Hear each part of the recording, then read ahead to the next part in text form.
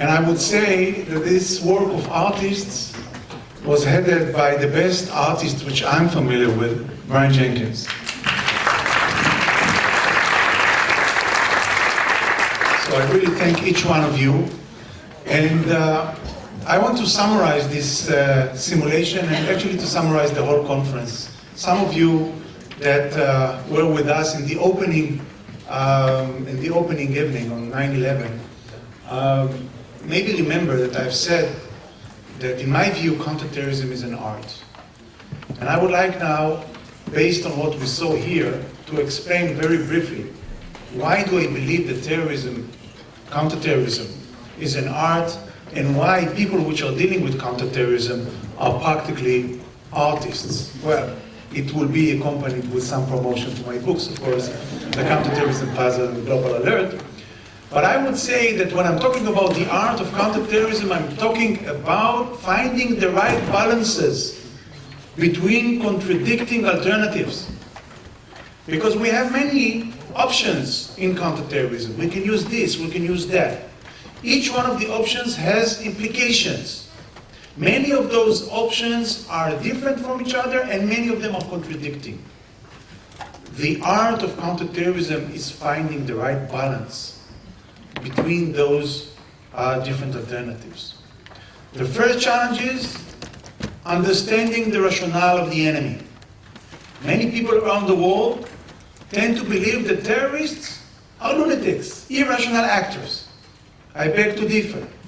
At least based on what I've learned about terrorism in the last 30 years, many of this knowledge came from reading Brian material. Terrorists, and I'm generalizing, are rational actors. Why? Because they conduct a rational process of decision-making. And what is a rational decision-making process? This is choosing an alternative, one alternative among many, that would practically lead to the goal that they are trying to achieve. They would choose those that has more benefits, the alternative that has more benefits, and not the alternative that are more counterproductive from their point of view. But we need to understand that this is from their own point of view. We should always analyze the rationale of the terrorist in the eye of the beholder. That's the art of counterterrorism. The art of counterterrorism is being able to get into the shoes of the terrorist, or into the head of the terrorist, and understand how do they calculate the cost-benefit. What is their own calculus of cost and benefit, and then we can analyze what they would plan to do and how they would do that. So that's the first challenge, understanding the rationale of the enemy. The second challenge is decoding what I call the equation of counterterrorism and the equation of terrorism. The equation of terrorism is very simple. If I need to summarize everything I learned about terrorism into one sentence, this will be the sentence of the equation of terrorism. Terrorism is a combination of two factors: motivation, multiple operational capability, i.e., when you have a certain group of people that has motivation to attack because this or the other reason, and they have the operational capability that allows them to materialize the motivation, then a terrorist attack or a terrorist campaign would occur. If one of those factors is zero, i.e. they have motivation but not capability, or they have capability but no motivation, a terrorist attack would not occur. So our goal, the counterterrorism goal, is to lower down, to limit the operational capability of the terrorists. How? By fighting them, by killing them, by arresting them, by stopping their monetary support, and so on and so forth. Either do this, or lowering down the motivations, what many here are calling CV, countering violent extremism, dealing with the motivation, and so on and so forth. I'm saying either or, but this is a mistake. Because the goal is practically to deal with both factors at the same time. We need to lower down the operational capability and motivation. Easier said than done. And the reason is because once you are trying to lower down the operational capability of the terrorist, i.e.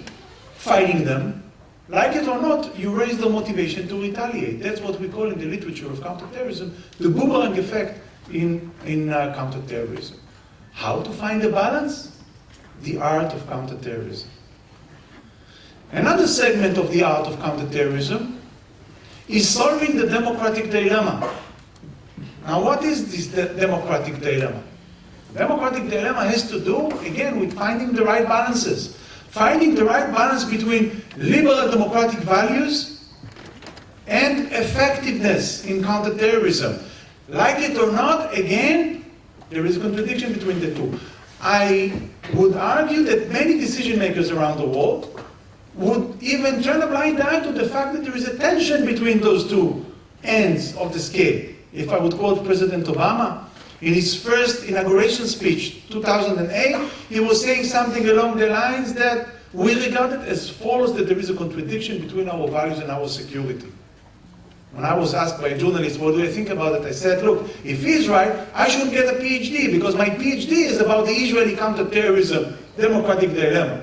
The tension between efficiency and liberal democratic values. How to find the balance? That's the art of counterterrorism. But the democratic dilemma in counterterrorism has another dimension. And the other dimension is the tension between the ability to govern and the legitimacy to govern. I just wrote an article, an op-ed, at the Jerusalem Post last week. Maybe you managed to read that.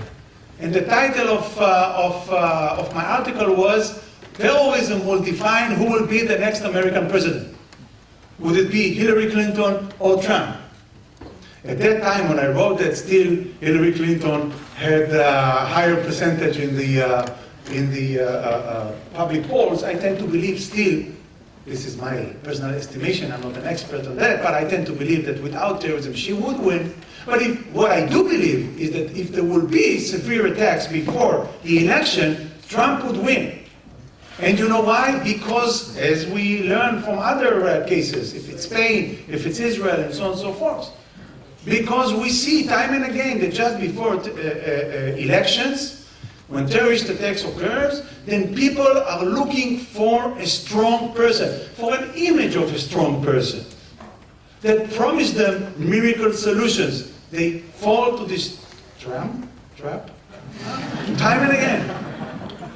So this is practically, again, finding the balance, because if you as a leader disregard the demand that the people demand from you to give them the security which is needed, you would lose your ability to keep on governing.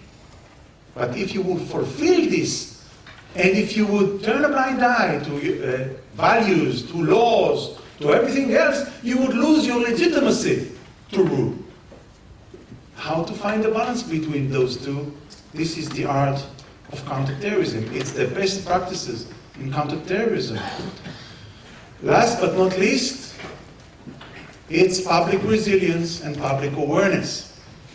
Now, on one hand, we would like our people to be aware to the threat of terrorism. Why? Because awareness is force multiplier for the police, for the security services. You Americans in the room always know the term, see something, say something. It's true, it's very important. If you have the people which are are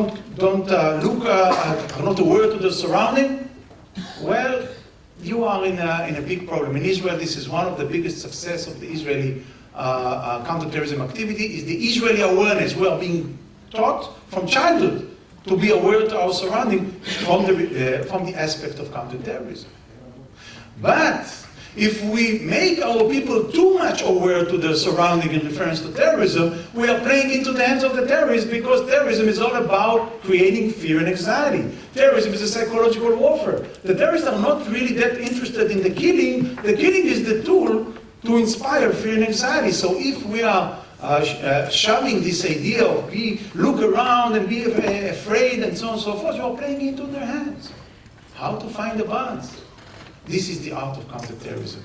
I would close my argument by saying two things. A, I think that all of those dilemmas have been reflected in the discussions that we saw in the simulation today. And second, I would share with you this anecdote that explains how to solve this dilemma. It used to be, it happened actually in the mid of the 90s. In the mid of the 90s, we had a wave of suicide attacks in Israel. And one day, it was Thursday afternoon, There was a suicide attack in Tel Aviv. Many people died, many were injured. And I was getting a phone call from a journalist, American journalist, immediately after the attack. And he was asking me the regular questions that people ask counterterrorism experts after a day. Who do I think did that? Why now? What they want to? What's the purpose of that? And so on and so forth. But then he surprised me with one question. And he asked me, and what are you going to do about it right now? I said, what do you mean? Me personally or Israel? No, you personally. What are you going to do about it? So I understood that he probably saw me with a knife in my teeth, going to slaughter Palestinians or something. So I said to him, look, I'm going to fight terrorism right now. He said, really? I said, yes, you know, it's Thursday afternoon. I was much younger back then. And I said, every Thursday afternoon, I play basketball. But practically, I have to say that I'm not in the mood to play basketball. People die, maybe people that I care of, maybe my family, maybe a friend of mine. But I'm going to play basketball because this is the civilian answer to terrorism. You're not going to win. You are not going to change our way of life. This is counterterrorism. As an outcome of that, he wrote an article with this caricature, actually flattering me, fighting terrorism on the basketball court. Thank you for coming, and thank you for listening.